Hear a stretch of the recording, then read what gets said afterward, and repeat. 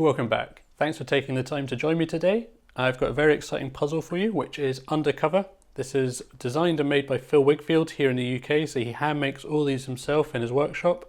It's made from brass, I think that's predominantly what he works in, and it's his latest release, which was came out maybe about a month or so ago. He describes it as potentially his hardest one to date, so I'm really excited to get a closer look at this one and see if we can get it solved. Okay, so let's take a look here at the unboxing of Undercover. So it comes in the boxes like all Phil's puzzles.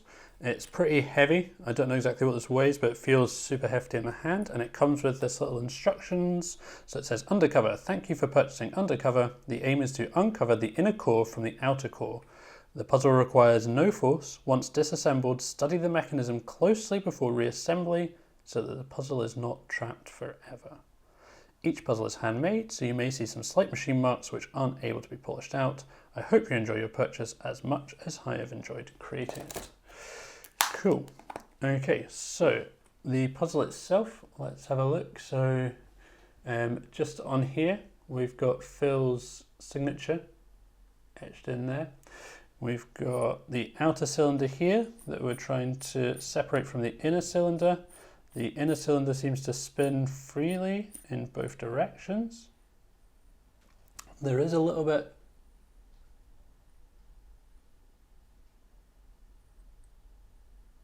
there's a ball bearing or something rolling around in there. I'm not 100% sure. I don't know if the audio is going to pick this up, but there is a slight rattle coming from in there.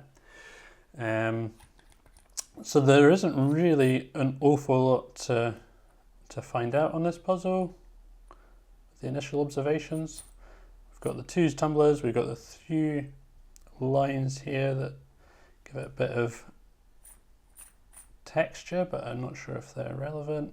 And there's a little bit of movement, but not much. Okay, so what I'm going to do is try to get this one solved. If you want to see that, stay tuned. If you don't want to see that, then I'd recommend stop watching at this point.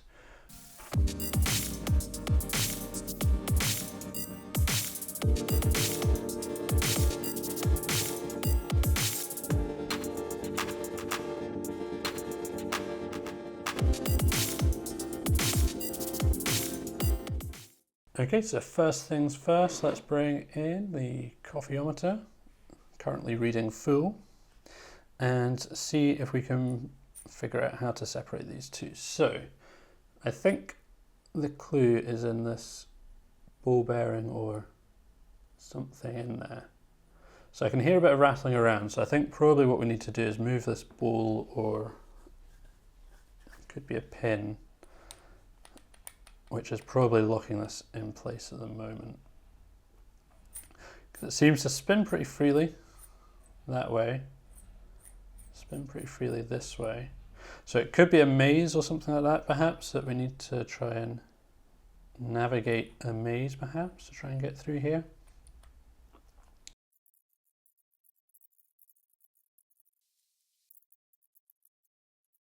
And again, so it's definitely every 180 degrees, we're definitely getting a sound here with something dropping. Now, is it dropping from the outer cylinder down, or is it dropping from the inner cylinder? So there must be some pins, and I think potentially, so what I'm thinking is there's two pins, and I think you need to get them both into the central cylinder. Do you know, this puzzle reminds me a little bit of Titan by Felix Ure, where you've got the two, I don't want to spoil it for everybody that's not seen it, but essentially a similar idea, but two ball bearings, potentially something like that.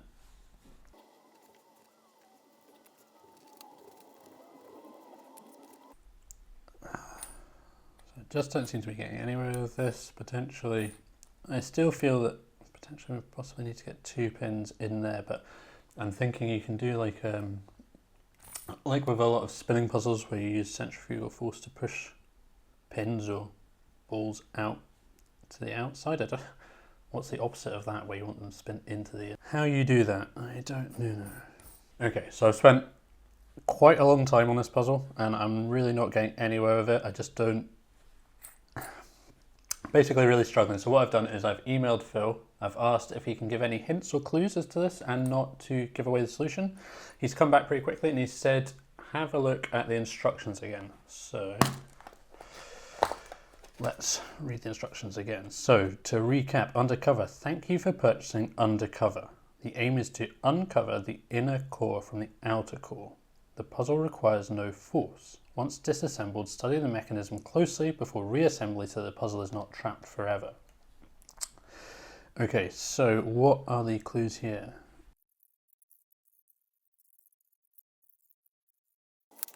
No. Look at this. What is this? It's like a mini version. So it says warning, contains strong magnetic field. So we've got magnets. A warning. Is there anything else under that? Nothing under there. Nothing under there. Okay. So progress. We have found an extra piece. So, oh, we have definitely found something. So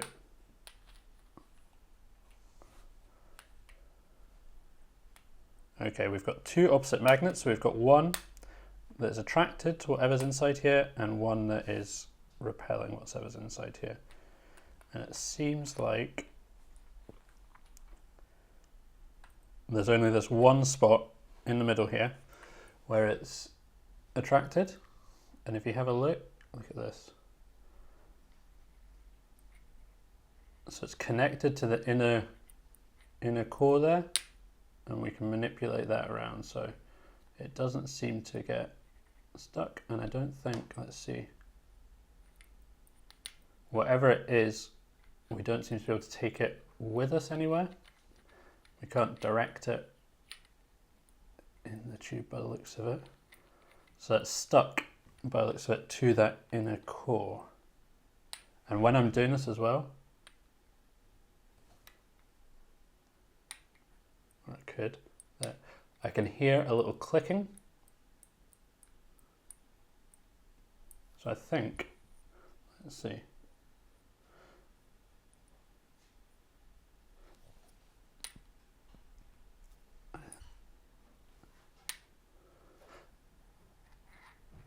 I can hear the click.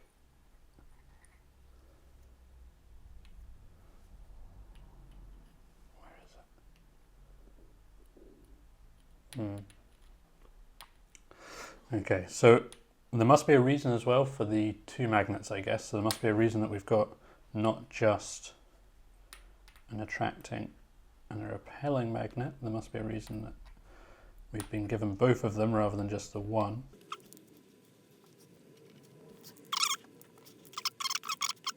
I think that might be pulling the pin up, but we can't push this tube out. So if we put it down to the bottom like this, and then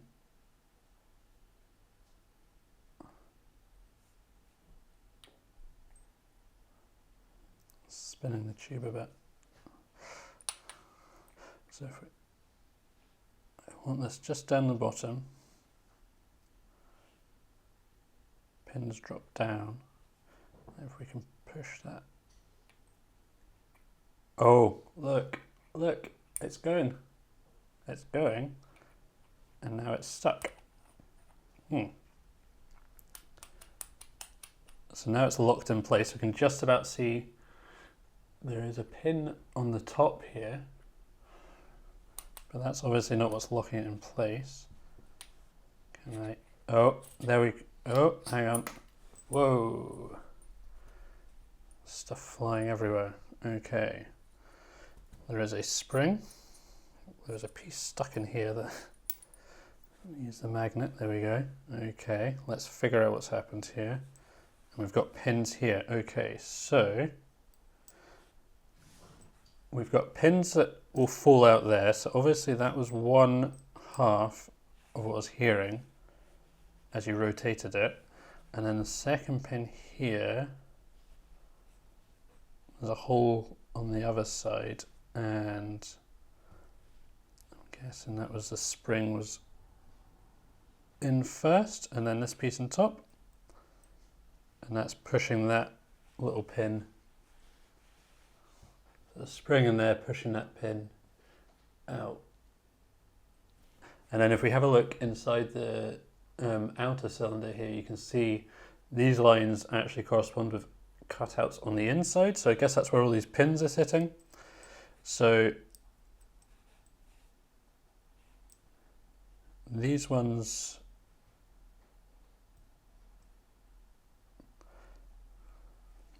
are kind of irrelevant unless you can push this one in. So this one's always going to be locking it. The spring pin is always going to be locking it. But if we can use our magnet, oh, wrong way around.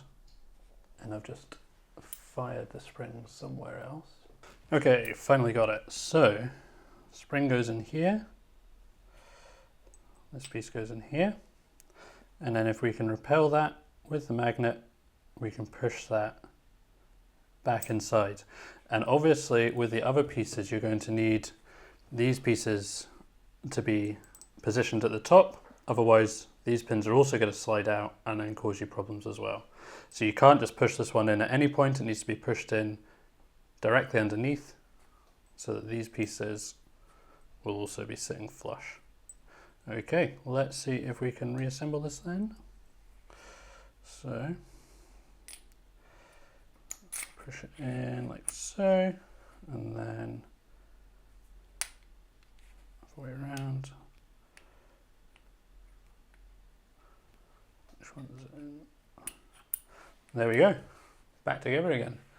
So, not an easy puzzle.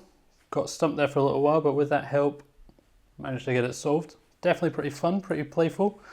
I like the use of this extra little tool as well in order to solve that. I think that's really cool, and those extra pins definitely make this harder. If it was just the one pin, that'd be pretty easy, but the introduction of those other pins definitely adds an extra little level of difficulty to this one as well.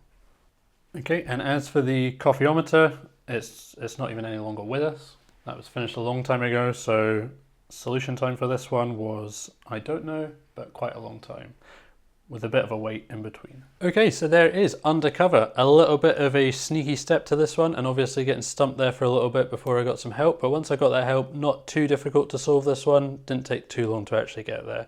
And a fun takeaway from this, actually having spoken to Phil since solving this, he mentioned that the entire reason that his puzzles come in these boxes was because he had this design idea in mind initially. He always wanted to release this puzzle with this hidden component in the box, and that's the entire reason that he started putting his puzzles in the boxes in the first place. So I thought that was quite a fun and interesting piece as well to take away from this. Thanks so much for sticking with us if you've made it to this point. I hope you've enjoyed the video. That's it for today though. Hopefully see you in the next one.